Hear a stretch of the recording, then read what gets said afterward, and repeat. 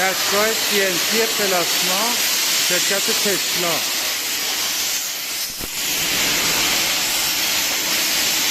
خیلی راضی هستیم از دستگاهی که آقای حسین خانی بهمون دادن و خدمات پس از فروشی که از دور بالاخره به ما دادن و ما تونستیم دستگاه نصبش بکنیم و به این تمیزی داره برش میده. خیلی ممنونم ازتون حسین خانی.